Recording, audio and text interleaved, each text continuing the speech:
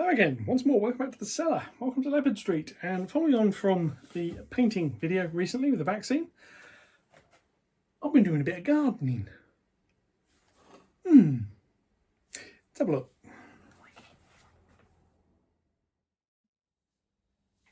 Yeah, so here we are. Now, this is the Hill project.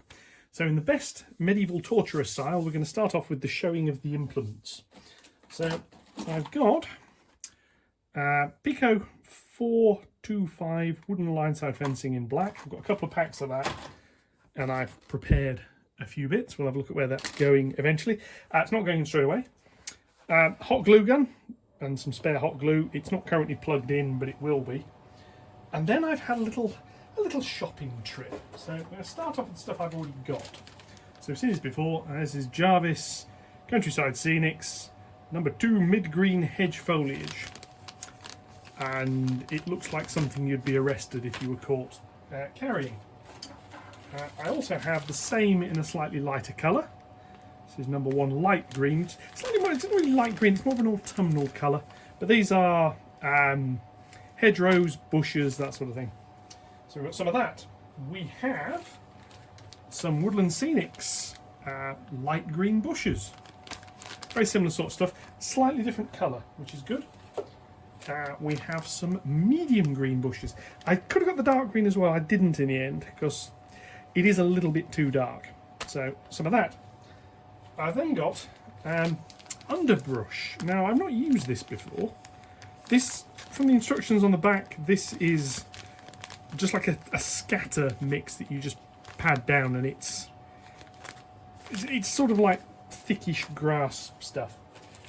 We have some of that in medium green as well as light green. So again, same colours for that. I've got this stuff which I've never tried using before. Briar Patch Dry Brown. This, according to the instructions, it's like twigs coated in stuff. You pull little bits out and you stick it down, and it's bushes. So I've got some of that in that colour, and I've got some of that in medium green as well. So I've got a couple of colours of that stuff. So that is the materials I have to work with. And what I've got now is this area here to do stuff with. Now I'm just going to pan up slightly to show this bit. Now the fencing, obviously I want some fencing along the top here. Now I had a choice. I can put it along the road, or I can put it slightly down the hill, which is actually what I'm going to do. Reason being, I can then put bushes both sides, which will help hold it. Obviously that's going to need more than one piece. I'm also going to have a piece across there, cut around here. Idea is, this is not railway land. You see I've put a little bit of the ground scatter on here as well in a few places. This is not railway land, the other side of the fence is. I'm going to be doing this bit and round here with some overgrowth as well. So I am going to get set up, because the first thing I'm going to do is a little bit along the back.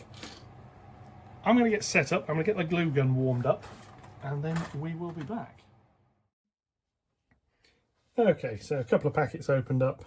Yeah, I've got a little bit of this briar patch stuff, which is a little bit strange, but it's going on anyway. So I'm going to put some of that in there. Let's try and work out which way up to put this. Yeah, I'm not entirely sure it matters actually. It is quite flat on the back, which is useful. I'm using hot glue because I want it to stick fairly easily and also fairly quickly. So lumber hot glue on the back of that, and that is going to go there, like that. And that is right up at the top, so if I just pan this around a bit and zoom in, you'll be able to see what I've just done. If I can get the camera to... This camera stand, it's one of these wonderful ones that's got some notches it wants to sit into, which is brilliant, but it means it then tends to level back into them. So that's that piece there. I probably will soak a lot of this later. And I think I'm going to put another bit of this on. It is a little bit two-dimensional, which is good because that makes it... it's flat enough I can put glue on it, which is something I'm quite pleased with. So I'm just going to put some more dollop glue on the back of that, and that can go about there, I think.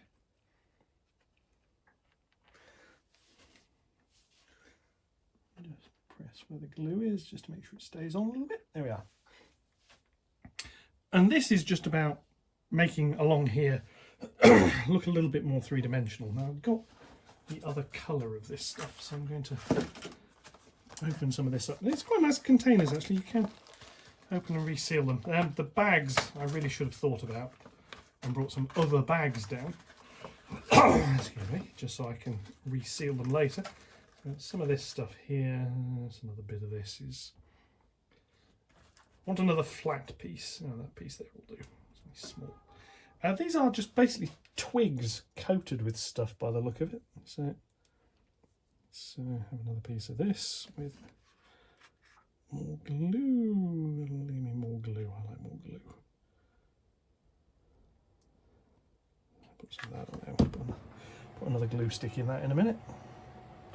And that, if I can find a way of holding it properly, is going to go there. That's just another little colour.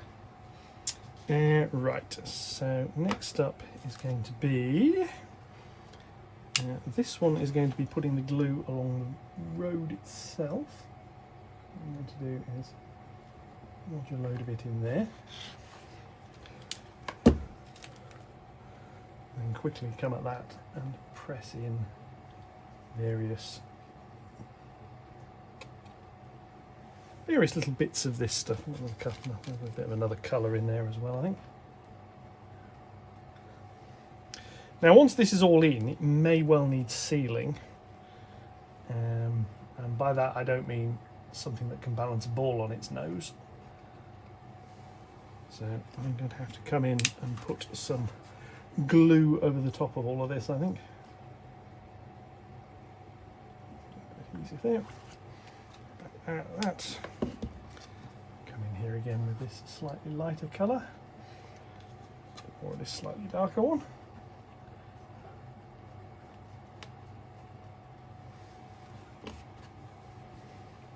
And it's really just adding a little bit of a third dimension to this. Right, now we've got enough stick left in this.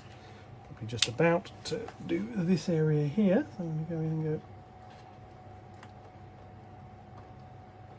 plenty of hot glue in that little bit there. And then that can get some of that pushed in as well.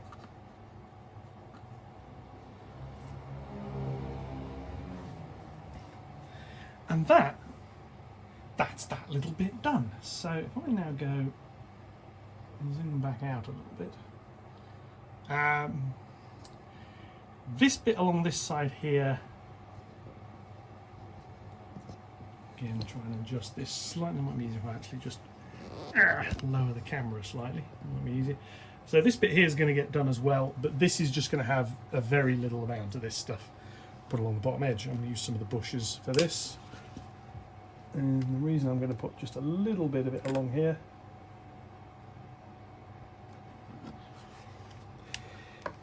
it's really just about breaking this up slightly. Just want it to look, just hides the join at the bottom a little bit. So come along here, a little bit of the lighter stuff as well. And it's threading a little bit as a hot glue tends to, but that's fine.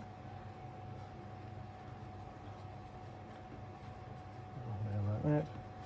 Wedge all of that in, and bits that don't stick because there's not enough glue there, I'll come back and I'll put a bit more glue.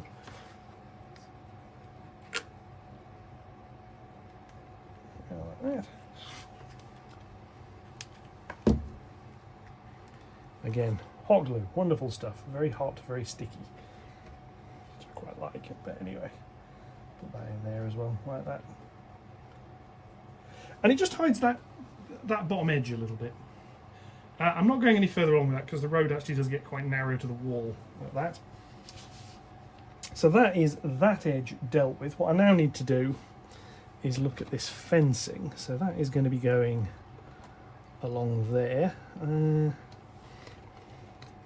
Part of the problem with this is the fencing really wants to stick to something nice, so I'm going to have to let's put some of this on the edge like that.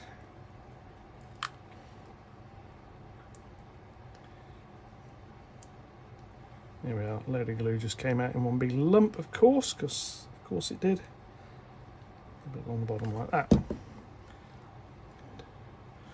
the threading piece. This can then come along here into there.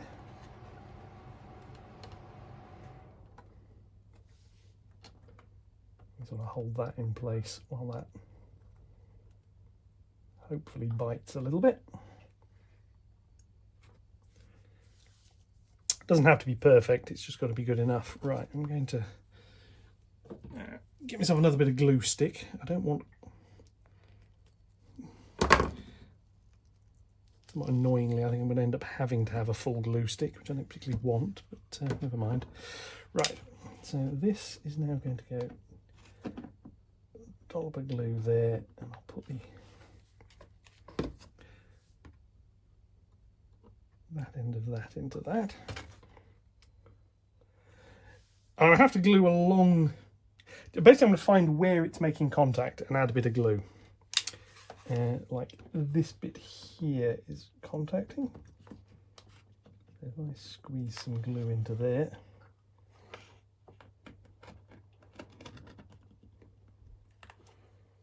That, hopefully.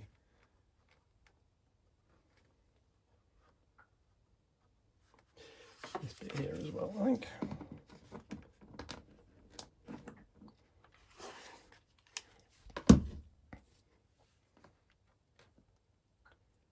Just put a few little slivers of this stuff on. The fencing, oh, sorry about that. Yes, anyway. Not perfect, right. So what I'm going to do is I'm now going to put some foliage along here and along this side. The purpose of that is as much about locking that fence in place as anything else. I'm also going to start using some of the other foliage stuff I've got from the Jarvis stuff. It just needs breaking up a bit. And this stuff's basically just coloured sponge at the end of the day. Nothing particularly serious. So if I can now come along here, I'm going to do the front edge first around this bit here, I think.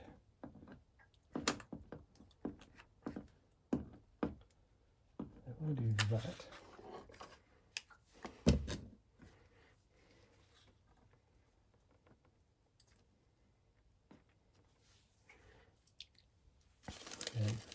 There's a lump of glue gone around the back, so I can put some glue, put some of that onto there. And essentially I can use the clump foliage to glue the thing in place, if that makes sense. So it needs a little bit more, a bit further along. I'll do the same around here. I've just put a hole.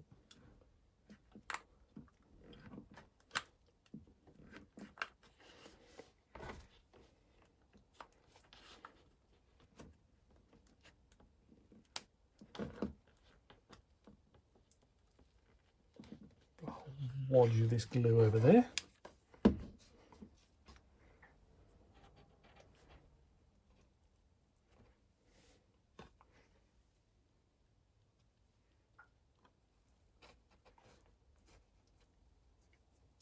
As I said before, hot glue.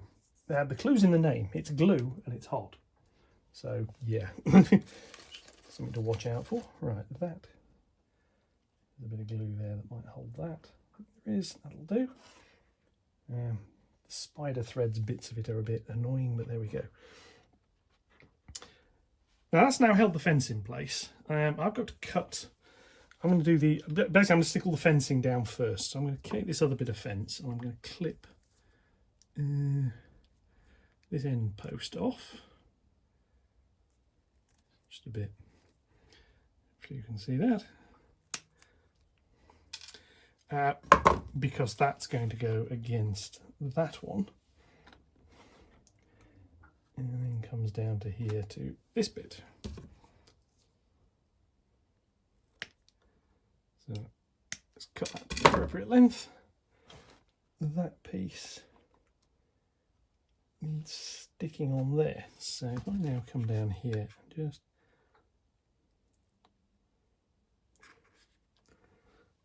wobbly loose bit of glue on the end of this here.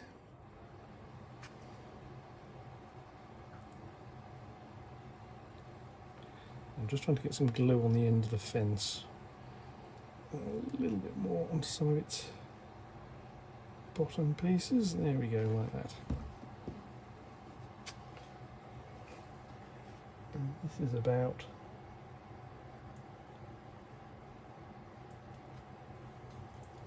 just being able to get enough of it to bite onto that to give me my fence all the way along the edge. And as with the other bit, this now needs various little bits of clump foliage adding in a few places. I'm going to go with that bit there to start with. Or possibly this bit here.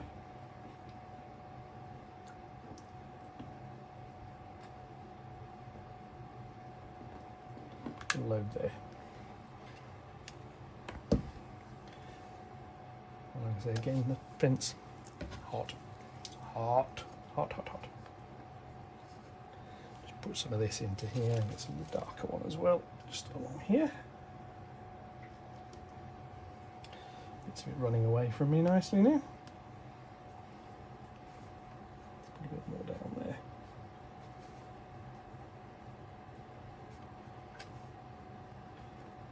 It doesn't want to stick. The glue in that bit there has gone a bit off, so I'll just put a bit more.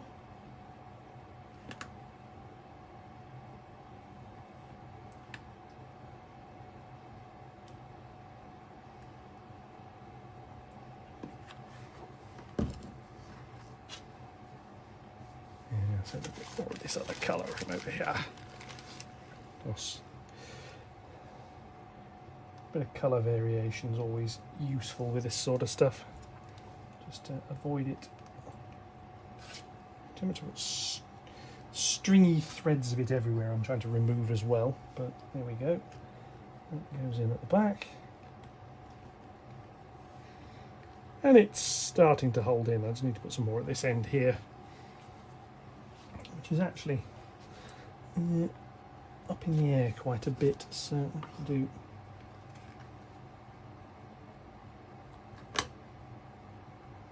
wodge a bit there.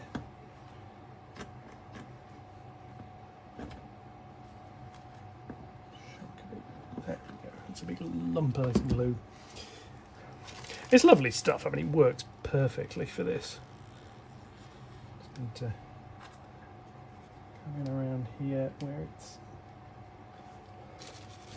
where it needs to wedge itself into the hillside slightly.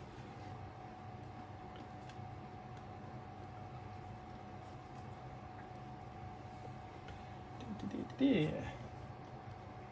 wedge it in front and back. It'll help hold the fence, which is, as I said, really the purpose of it at this point. That gives me a little bit of a fence. It's not perfect, but it'll do. Right, what I now need to do is I'm going to carry on with that. Quick drink. I'm going to use a mixture of this stuff. I'm going to use some of the briar patch bits and pieces as well. And then we'll be back, because there's no point filming hours of this stuff. Right, now this area has now been reasonably well done. I've got various offcuts, bits left over. I've got fingers covered in hot glue. The hot glue has obviously left spidery bits over absolutely all of this, which, yeah. It's not brilliant, but it works. The stuff's mostly stuck down. It's going to need liquid PVA sort of diluted over the lot, just to soak in and lock it all, really. There's a few other little bits and pieces. Yeah, lots of thready bits. So, Woodland Scenics or the Jarvis stuff? Woodland Scenics every time. The Jarvis stuff just crumbles. which is quite useful in some ways, but also quite annoying in others. So what we're going to do now is have a little play with this underbrush stuff, which is going to be PVA. So get rid of more of this spidery, stringy stuff off my fingers. And this is the usual. Let's just lob a load of this on. This is going to go anywhere and everywhere where I want the underbrush. So I'm going to put lots of this on here. And then that stuff's just going to get scattered over the top. And again, it'll get a coat of dilute PVA over the top anyway when it's all set. This whole area is going to, just to lock it. But now it's basically just scatter stuff time. So I have a little bit of static grass to go on here as well in a few places, although to be honest most of this is going to be the underbrush. And we shall see how it goes. There's a dirt bit there which I'm going to keep. There's dirt. I'll put a load of this onto here. And again, as I mentioned earlier, the reason for PVA for some of this is basically the working time. This will stay sticky for a lot longer, so as long as I'm fairly quick applying it, I can get the stuff on. So, got a nice open dirt bit up here. I might put some static grass on that in a minute. Right. So that's that to start with. Let's now have a look at this underbrush. I've got some light stuff and I've got some dark stuff. So by the look of it, this is just crumble up and stick in, as far as I can tell. Let me just see what it looks like. I've got the two colours, so I'm going to spread this round a little bit. Put some of the other colour on the top.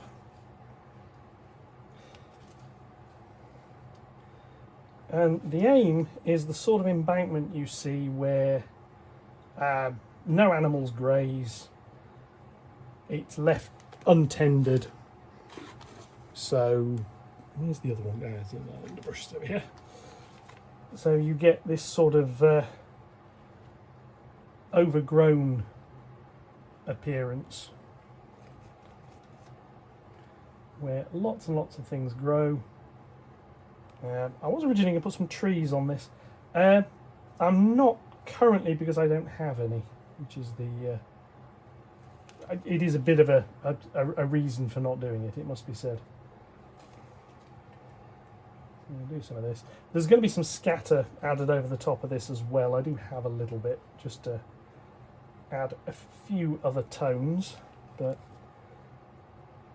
this is as this is going to be. This will leave a few little bare pieces showing through as well, which actually I don't mind.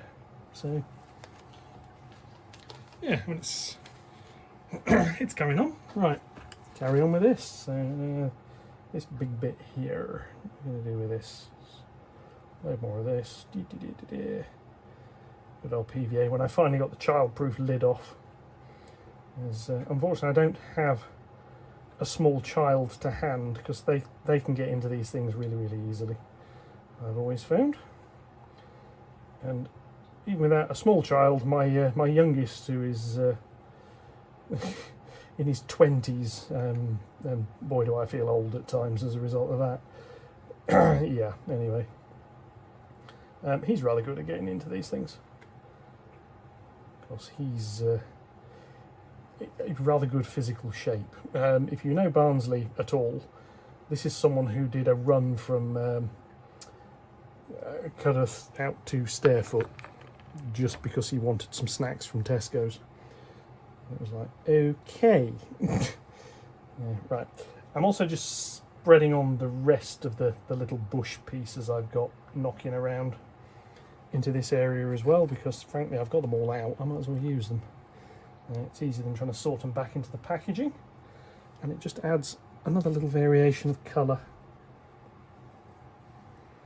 which I think it's working quite nicely actually. This, certainly if you go back a couple of weeks and you compare where this area was just nothing. It was just like a bare bit of grey plywood with the sky effect behind it. I think I can safely say I think this looks a lot better. Perfect, no, but there's that saying, perfect is the enemy of good enough. And instead of spending ages trying to fret about how to do this perfectly, I just thought, to hell with it, I'm getting on with it. So I did. And this is the result, which I hope you'll agree is quite an improvement. I mean, it's to say it's not perfect, but at the end of the day, it's scenery. This is background. The idea is, if it's done properly, you don't really notice it. It's one of these things, if it's really bad, you tend to notice it looks horrible, and if it's not done, it tends to also stand out quite a bit.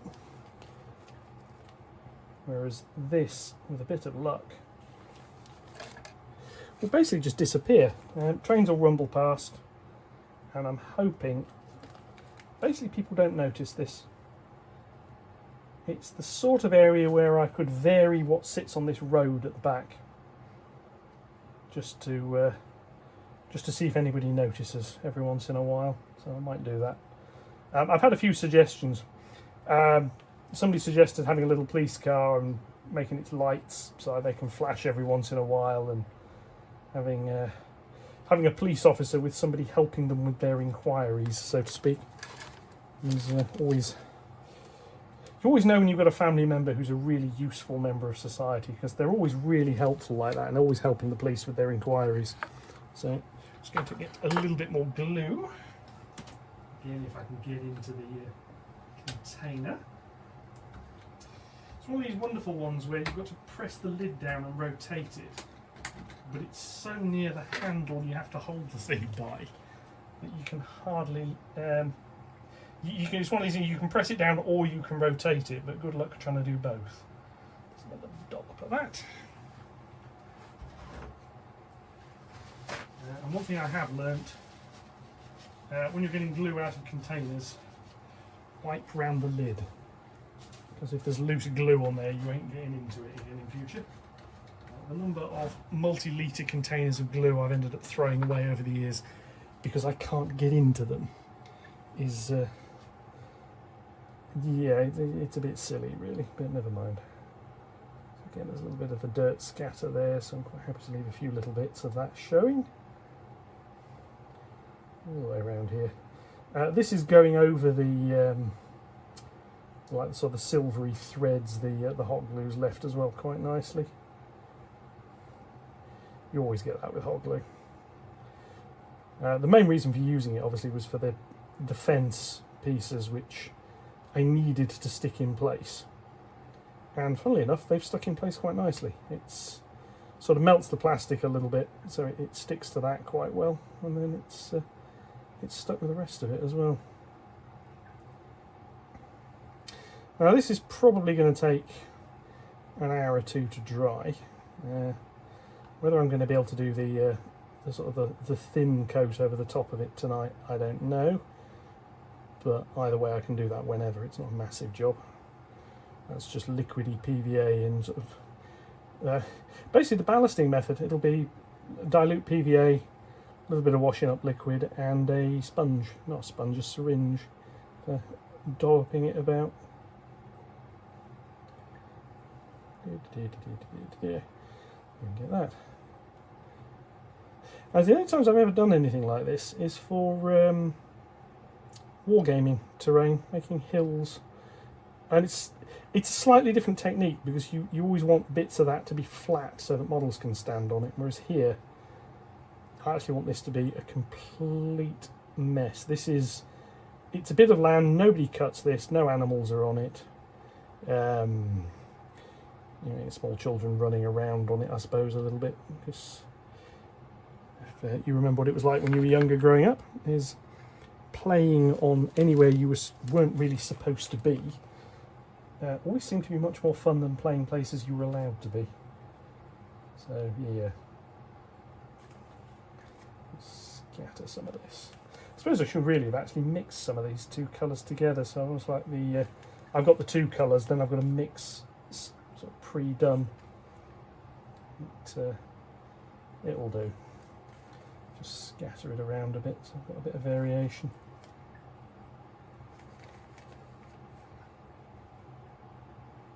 And yeah, I'm pleased with it. I don't get much chance to do scenery stuff.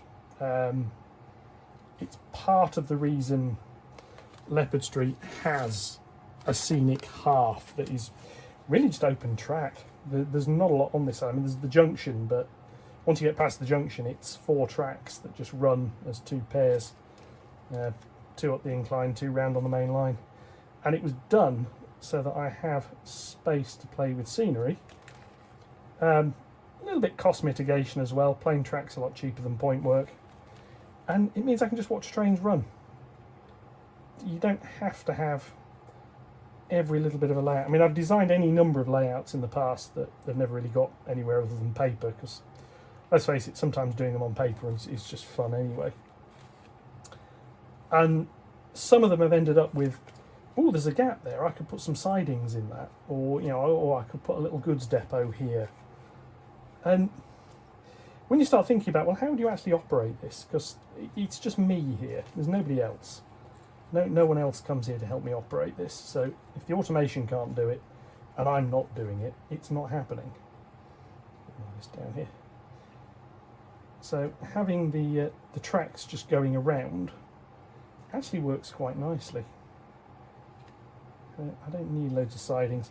It's like I could have had a little kickback industry in either of these two, the corners where the high street is or something, but to a level, why? What am I actually what am I gaining from that? I can put a couple of little sidings and say, oh look, I've got myself what amounts to a little ingle nook sitting here.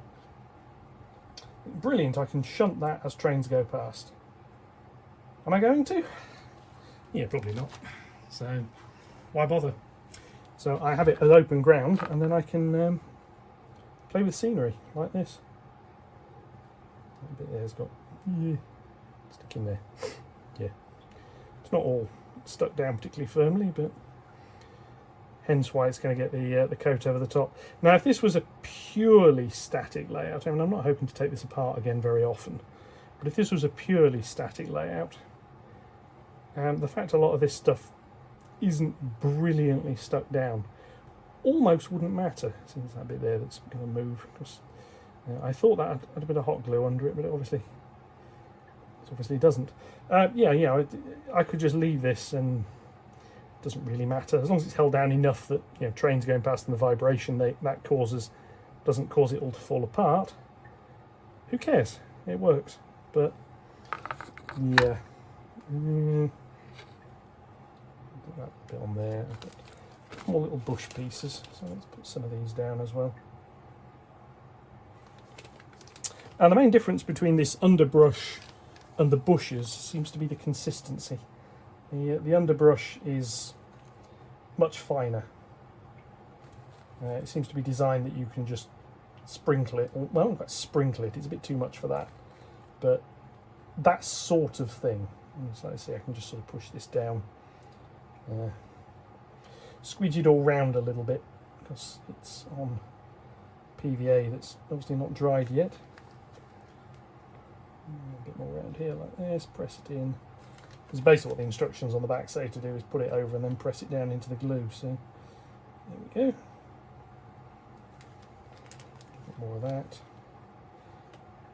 Like I say, it got painted brown underneath so that if there are gaps that show through, it doesn't matter. Really, really doesn't matter.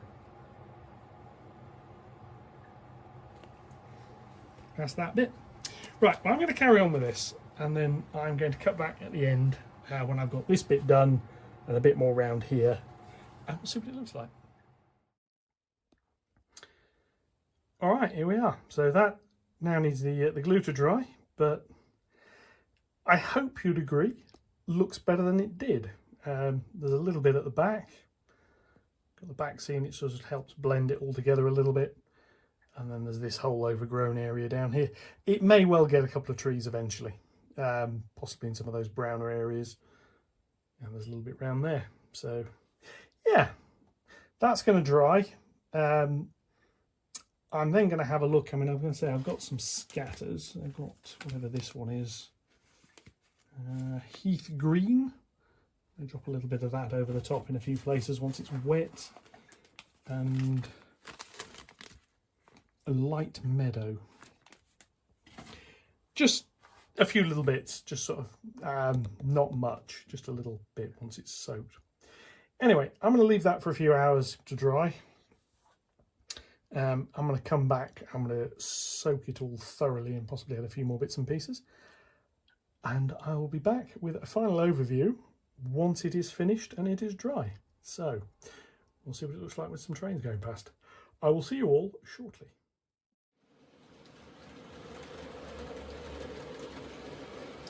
Okay, got a couple of trains running, a few brief little hiccups, but they seem to be behaving again now. So that's, yeah, I think it's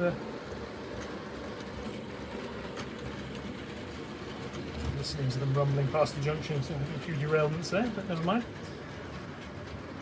This is looking, I think, a little bit better. There's another train rumbling around in a minute.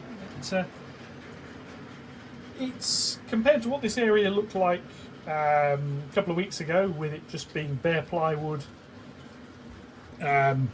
all this being open and exposed, the bridge not being in, none of this existing, not even these back scenes really.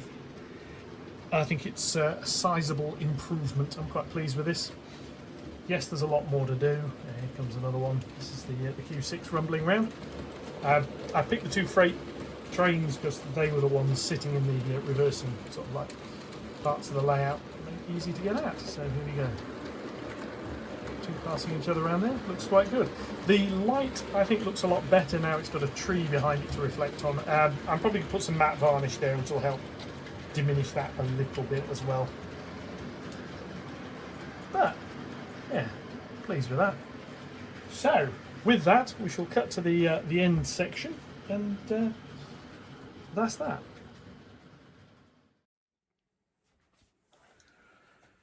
So, as we've seen in that, if you combine one half-wit in a red t-shirt who doesn't really know what he's doing with a reasonable range of Woodland Scenics products, you can get something that's, it's okay. Needs a bit more work. I mean, it's here. It looks good enough for now. It's not tall enough. It needs more height, bringing in scrubland, but it'll do for now. I've still got to soak this with dilute PVA, but I'm going to do that off camera because that really is going to be quite tedious. However, what it does show is, even if you don't really know what you're doing, have a go. It's worth a try. It can look better. I mean, I've got all this grassland over here. This all needs a lot more work doing to it. The static grass, well, there was intended to be more, but that never really, yeah, that's a story for another day. But this bit, a little bit of a painted back scene. It's now lit up. I quite like that. So, more coming up in the near future. Stay tuned for the next videos. As usual, likes, comments, shares, subscriptions, etc. are more than welcome. In the meantime, I'll leave you to the rest of your week. Have a lovely day. Thank you very much for watching, and goodbye.